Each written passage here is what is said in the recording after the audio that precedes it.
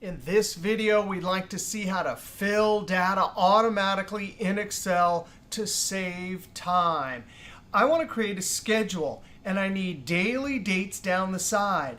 So I select the cell, and in the lower right-hand corner, that's called the fill handle. When I move my selection cursor over the fill handle, that's called the crosshair.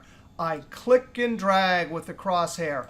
And just like that, I filled daily dates. I can do the same thing with time. Click the fill handle with the crosshair, and just like that, it fills time.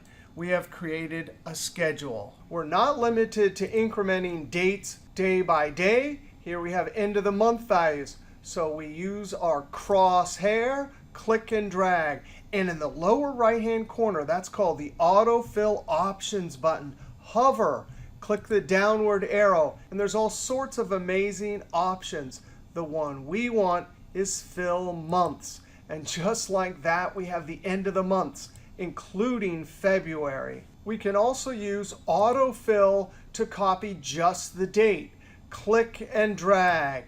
Point to the autofill options and select Copy Cells Only. And just like that, we've copied the date. We can fill formatting only. Select the two cells.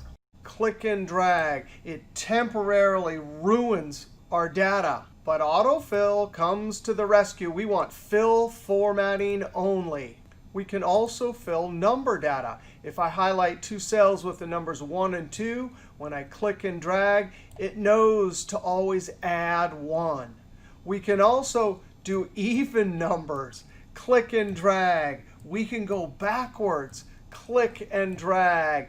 We can even use text with a number at the end. And when I click and drag, it automatically increments to week 10. So in this video, we saw some amazing tricks for filling data automatically in Excel.